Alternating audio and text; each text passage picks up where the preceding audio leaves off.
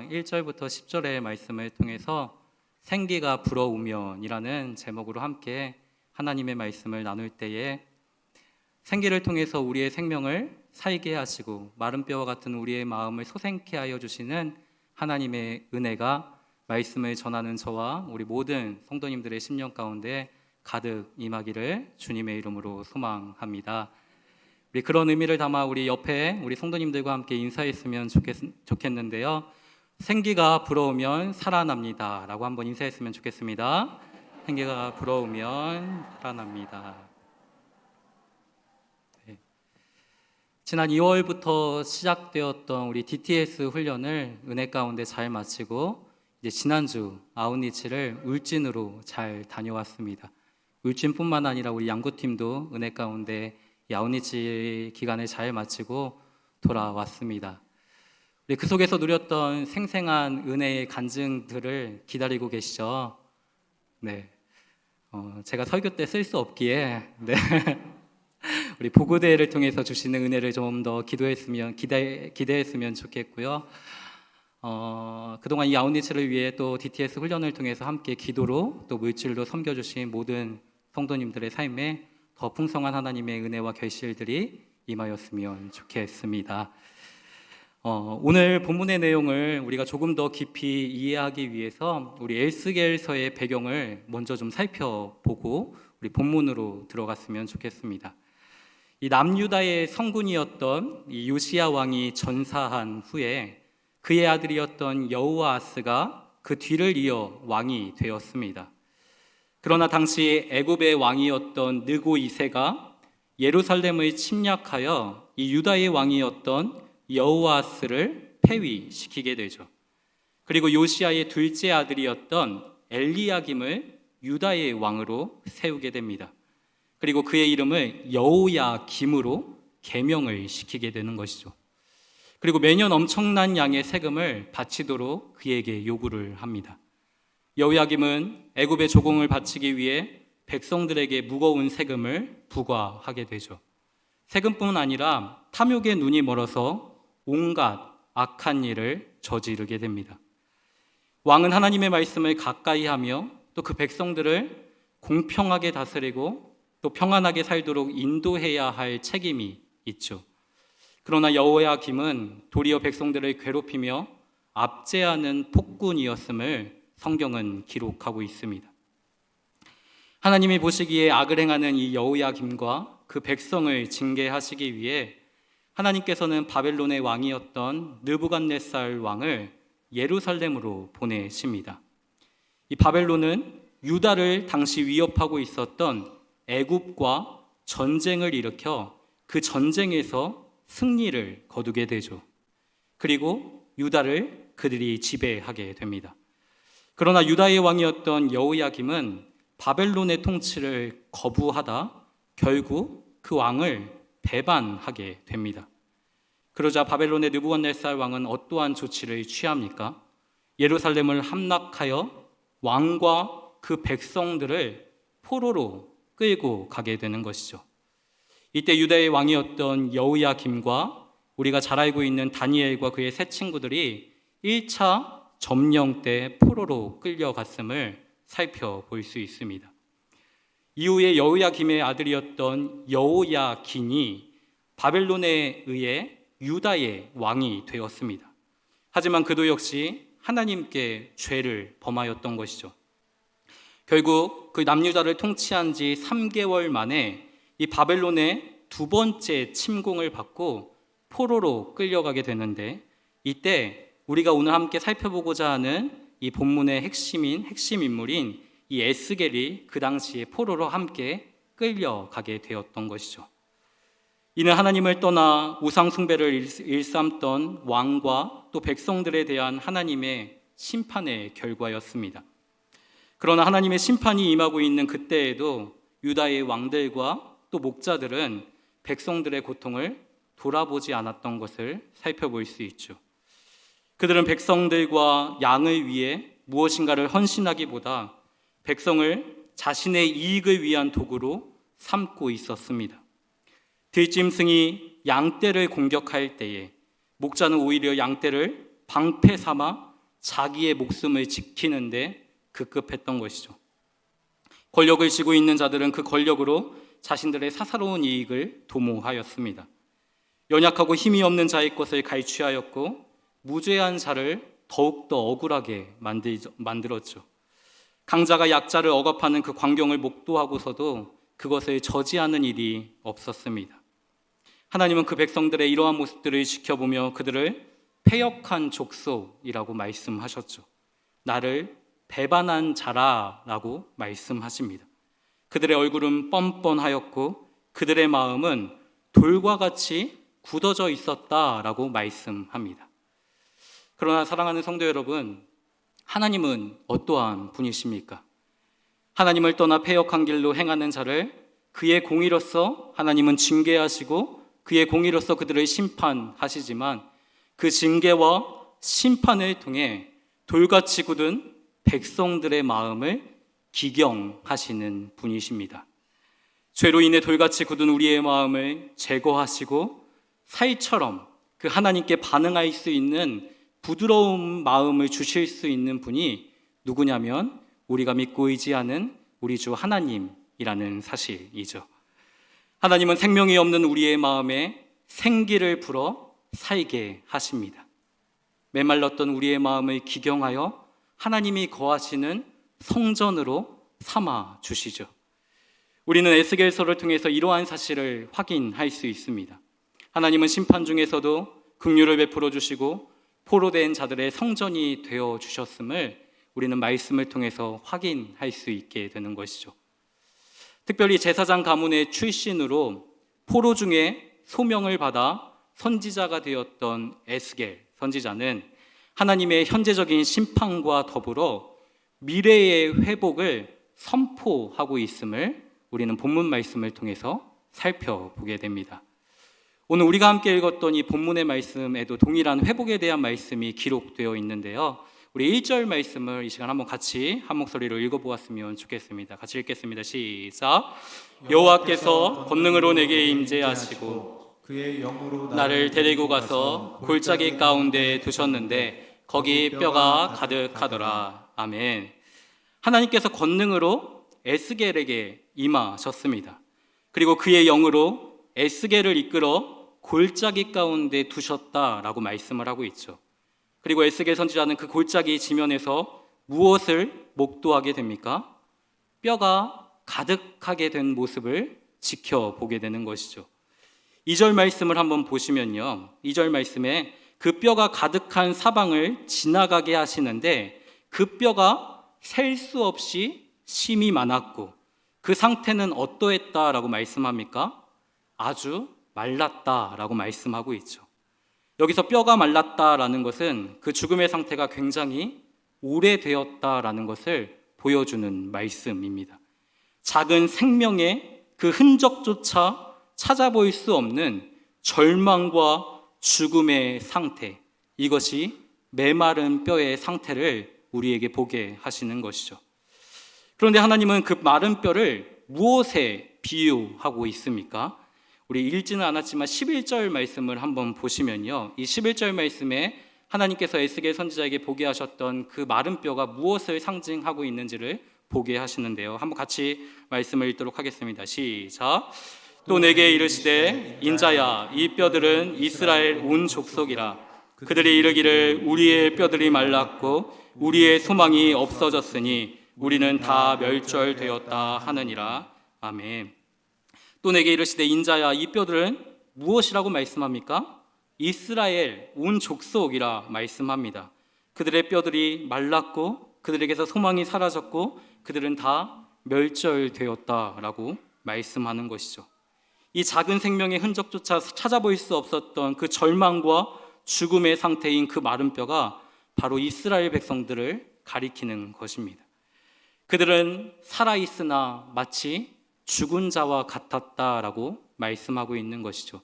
뼈는 말랐고 모든 소망은 그들에게서 사라져버렸고 모든 것이 다 멸절되어진 상태를 에스겔의 눈으로 보게 하시는 겁니다. 12절 말씀을 보니까 그들은 어떠한 상태에 놓였다라고 말씀하고 있냐면 무덤 속에 있는 상태였다라고 말씀하고 있는 것이죠.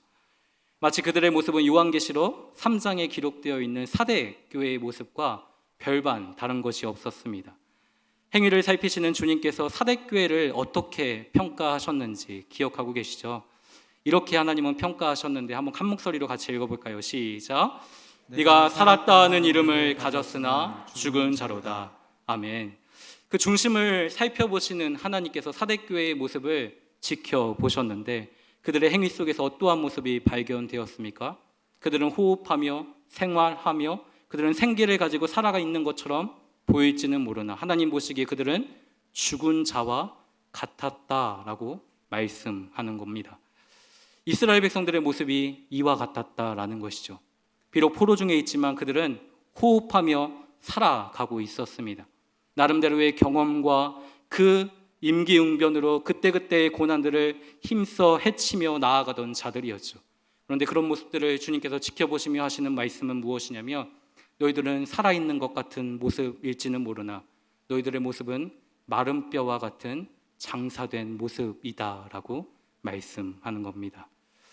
호흡을 하고 또 땀 흘려 수고하며 그 속에서 얻는 기쁨을 누리며 살아가고 있지만 이 하나님의 생명에서 떠나 소망을 잃어버린 자들의 삶은 살아있으나 실상은 죽은 자라고 하나님은 명확하게 우리 가운데 선포하고 있다라는 것이죠. 그런데 곰곰이 한번 생각을 해보면요, 이 마른 뼈는 당시 패역한 유다 백성들만을 가리키는 말씀은 아닐 것입니다. 어쩌면 현재 하나님의 생명에서 떠나 있는 우리의 삶이 이 마른 뼈와 같은 모습일지도 모른다라는 것이죠. 코로나가 휩쓸고 간 우리의 삶을 한번 살펴보십시오. 또 우리의 삶의 터전을 한번 살펴보십시오. 그리스도의 몸된 교회인 우리 자신을 하나님의 말씀 앞에서 정직히 한번 살펴보십시오.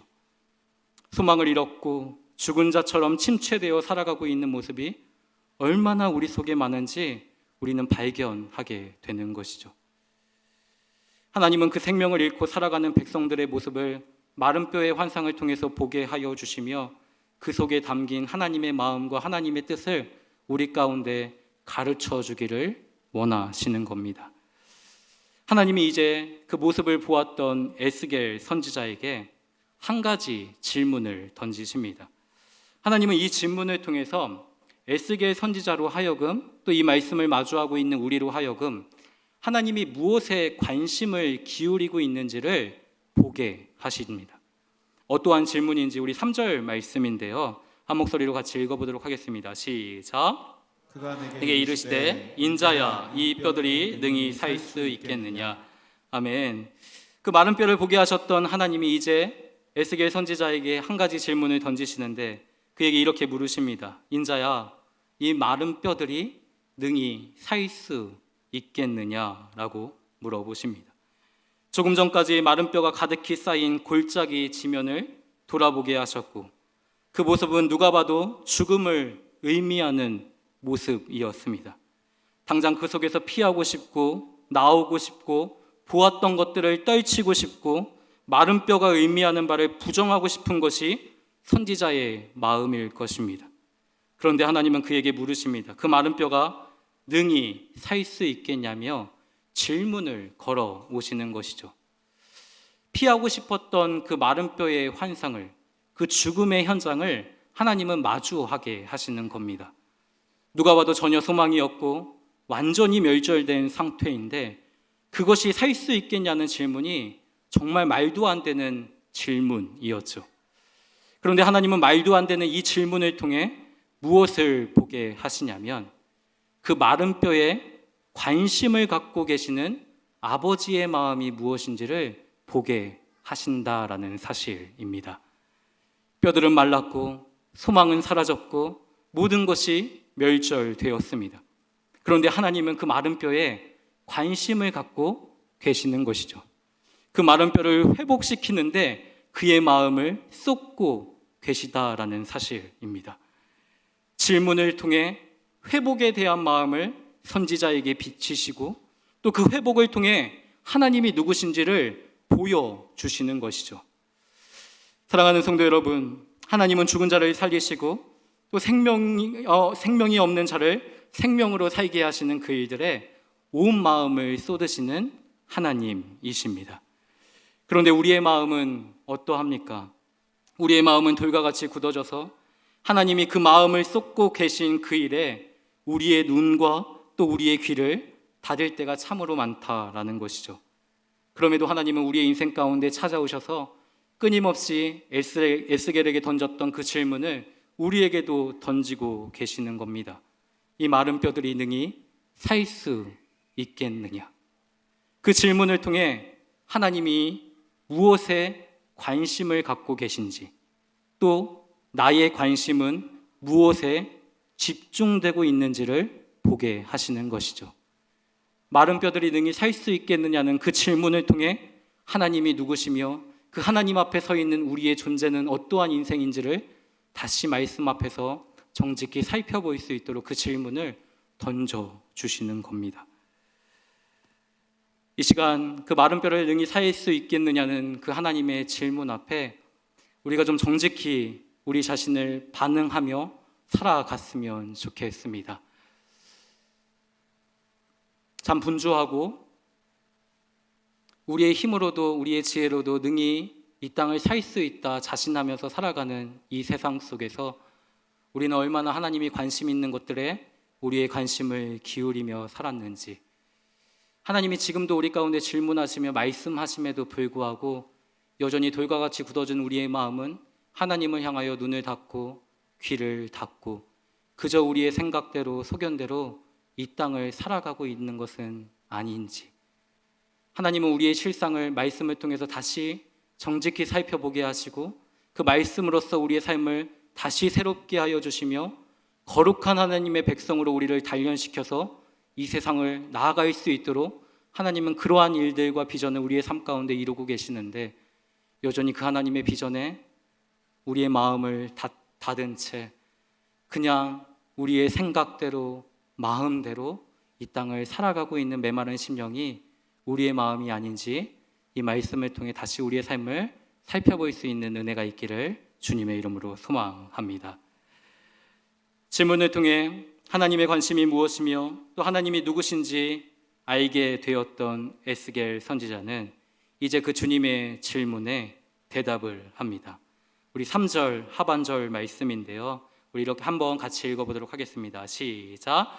주 여호와여 주께서 아시나이다. 선지자가 보았던 마른 뼈들은 인간의 상식으로는 도저히 살아날 수 없는 죽은 것에 불과했습니다. 그런데 에스겔은 말도 안 되는 이 하나님의 질문에 주 여호와여 주께서 아십니다 라고 대답을 하고 있는 것이죠. 이 말씀을 조금 풀어내면 이와 같습니다. 하나님이 하시는 일을 내가 어찌 알겠습니까? 내가 하나님께서 어떠한 뜻을 가지고 그 일들을 어떻게 이루시는지 내 생각과 내 판단으로 어떻게 다 이해할 수 있겠습니까? 라고 대답하는 겁니다. 그러나 에스겔의 대답은 나는 모르니까 하나님이 알아서 하십시오 라는 무관심의 대답이 아니었습니다. 에스겔 선지자의 그 대답을 우리가 조금 더 면밀히 풀어보면 이와 같은 것이죠. 하나님이 하시는 일을, 또 하나님의 그 크신 뜻을 내가 어찌 다 알고 내가 어찌 다 이해할 수 있겠습니까? 그 일은 주님만이 아십니다. 인간의 상식으로는 그 마른 뼈가 살아난다는 것이 도저히 불가능하지만 하나님은 인간의 상식과 능력을 뛰어넘어 역사하는 분이 아니십니까? 마른 뼈들이 능히 사는 것은 오직 하나님의 주권에 속해 있습니다. 하나님, 내가 그 하나님의 주권 속에 속해 있는 그 일들이 무엇인지를 알고 싶습니다. 또 내게 그 일을 알려주시면 내가 그 일을 온전히 감당하고 싶습니다. 이것이 이 마른 뼈가 능히 살 수 있겠느냐는 하나님의 질문에 대한 에스겔 선지자의 대답이었던 것이죠.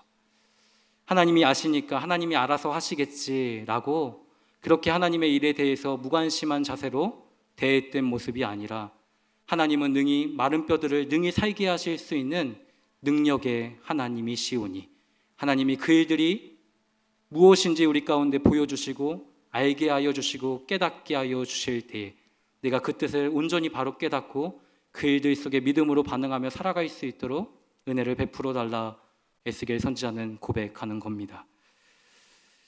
영혼의 침체 속에서 소망은 사라져버리고 실패와 절망은 깊은 어두움으로 우리의 인생을 이끌어갈 때가 많습니다.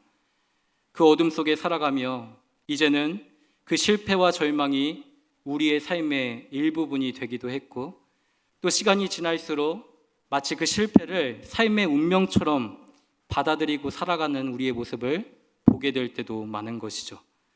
그러나 사랑하는 성도 여러분, 실패와 절망과 그 죽음을 딛고 인간의 상식을 뛰어넘어 역사하며 다시 살게 하시는 그 능력이 우리 하나님께 있음을 우리는 믿어야 합니다. 그리고 그 믿음을 가지고 하나님께 날마다 간구하며 매달려야 하는 것이죠. 메마른 우리의 심령을 능히 살게 하시는 하나님의 능력을 우리는 의지하고 우리의 힘으로 감당할 수 없는 수많은 사건과 상황과 사람들을 마주할 때라도 이 모든 일들 속에서 하나님의 선하신 뜻을 일으키시고 역사하여 주시는 주님의 뜻이 온전히 우리의 삶 가운데 이루어질 수 있도록 우리가 그 믿음으로 주님을 신뢰하며 의지하며 나아가야 한다라는 사실입니다. 그러한 믿음으로 주님 앞에 나아갈 때 하나님은 그의 능력을 통하여 하나님의 일을 이루십니다. 이제 하나님은 일을 행하시죠. 마른 뼈를 살게 하시는 하나님의 능력의 일을 이루십니다. 그런데 그 일을 이루시는 하나님의 방법이 두 가지입니다. 그 첫째는 무엇이냐면 바로 이것인데요. 같이 읽어볼까요? 시작. 대언. 하나님은 마른 뼈를 살게 하시고 능력으로 그 일들을 주의 뜻을 이루어 가시는 그 하나님의 방법이 무엇이었냐면 대언이었다라는 것이죠. 우리가 4절 말씀을 한번 같이 보실까요? 4절 말씀 한 목소리로 같이 읽겠습니다. 시작. 또 내게 이르시되 너는 이 모든 뼈에게 대언하여 이르기를 너희 마른 뼈들아 여호와의 말씀을 들을지어다. 아멘.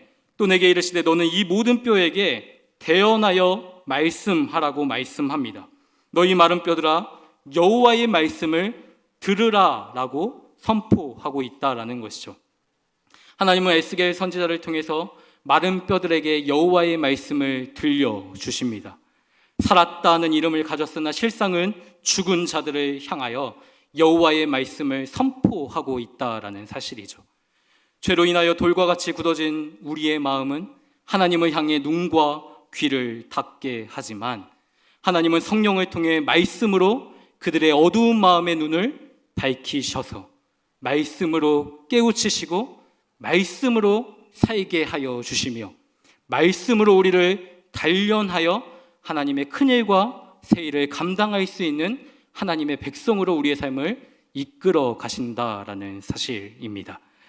혹 이 시간 마른 뼈와 같은 우리의 마음이 있다면 그 하나님의 말씀을 사모하고 이 시간에도 잠잠히 또는 강하게 우리 가운데 말씀하여 주시는 하나님의 음성에 귀를 기울이며 우리의 마른 뼈가 소생케 되어지는 하나님의 풍성하신 은혜를 맛보아 누릴 수 있는 은혜가 있기를 주님의 이름으로 소망합니다.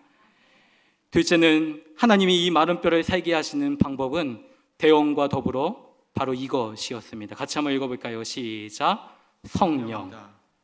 하나님이 마른 뼈를 살게 하시는 그 두 번째 방법은 성령이었습니다. 5절 말씀을 우리 한 목소리로 같이 읽어볼까요? 시작. 주 여호와께서 이 뼈들에게 이같이 말씀하시기를 내가 생기를 너희에게 들어가게 하리니 너희가 살아나리라. 아멘. 주 여호와께서 이 뼈들에게 이와 같이 말씀하시기를 내가 생기를 너희에게 들어가게 하리니 너희가 그것으로 인해서 살아나게 된다라고 말씀합니다. 여기에서 생기는 영, 숨, 호흡, 바람이라는 폭넓은 의미를 가지고 있습니다.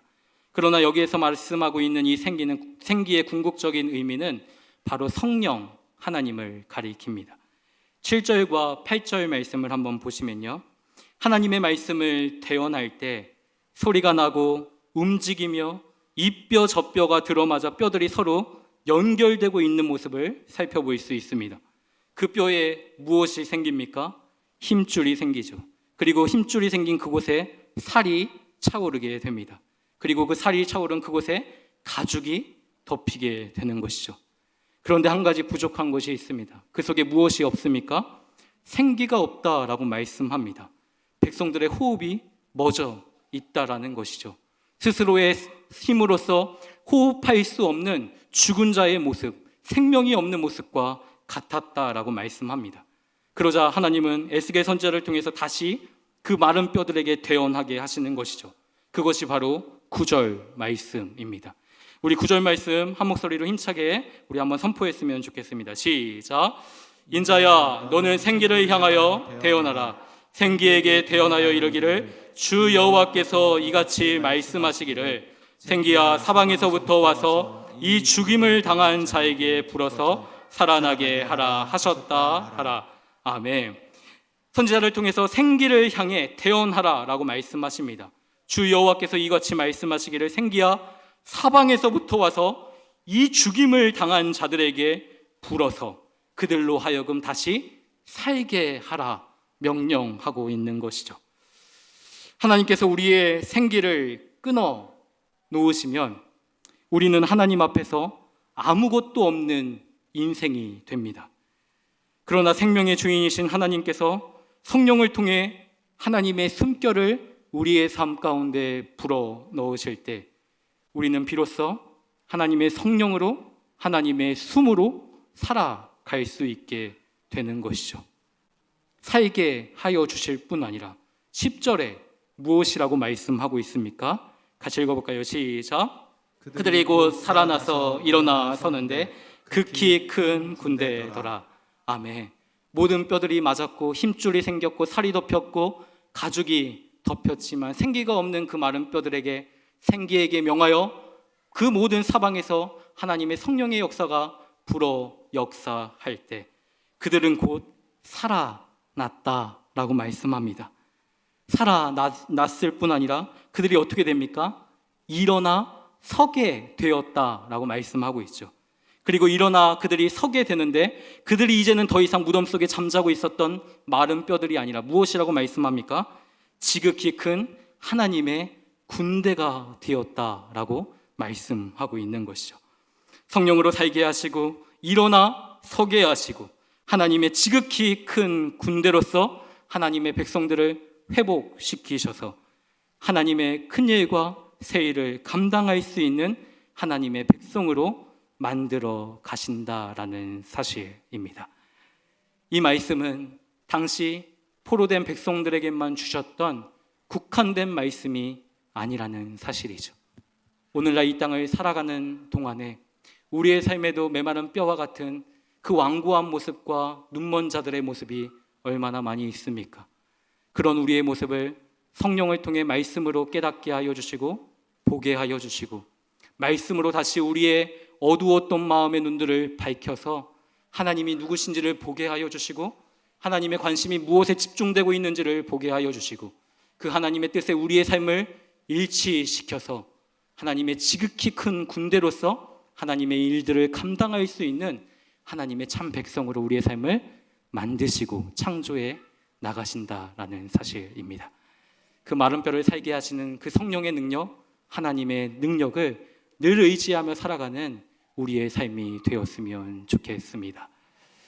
지난주 아우니치 기관들을 통해서 하나님은 참 많은 은혜와 또 하나님의 관심이 무엇인지를 우리의 삶 가운데 비추어 주셨습니다.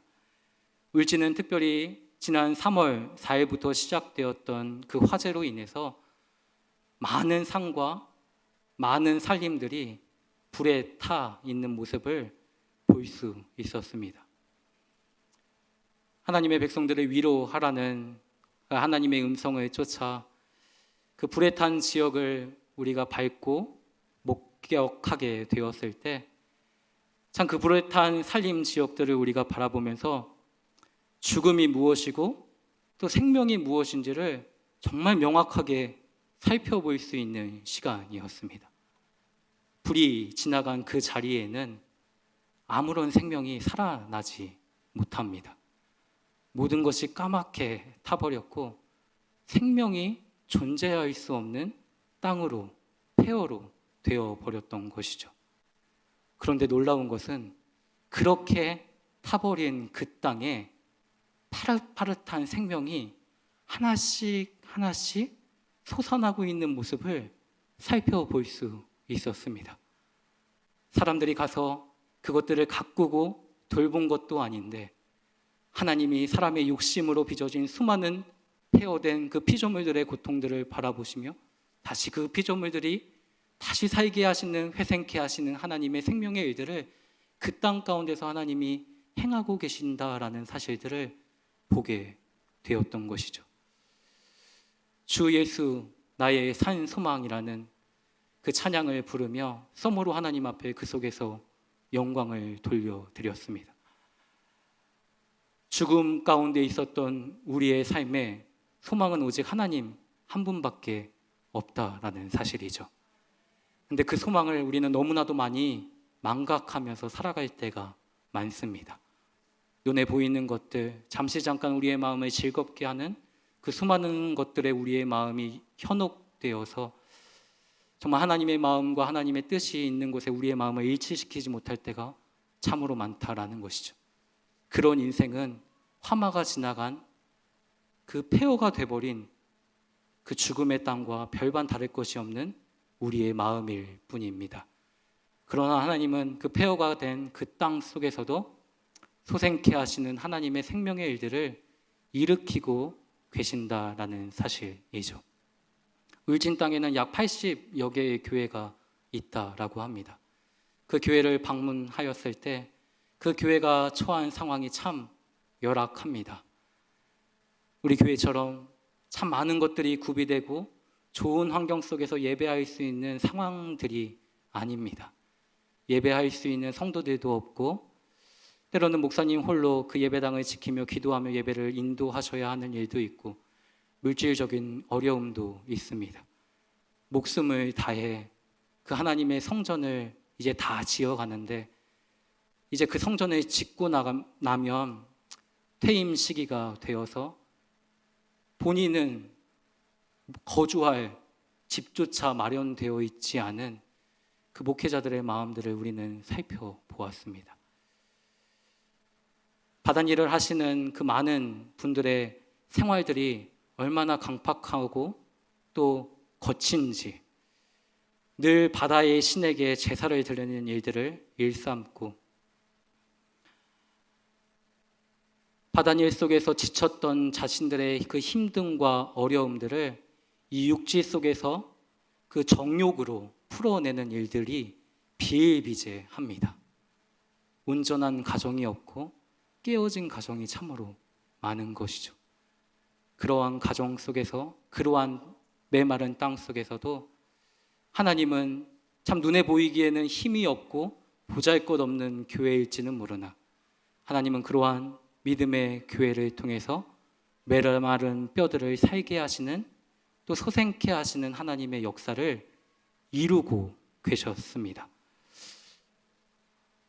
화재로 인해 교회가 전소되기도 했지만 하나님은 그 교회를 더욱더 아름답게 세우고 계셨고 그 교회를 통해서 메마른 뼈와 같은 하나님의 자녀들을 다시 살게 하시는 하나님의 일들을 준비하고 계시는 모습을 살펴보고 돌아왔습니다.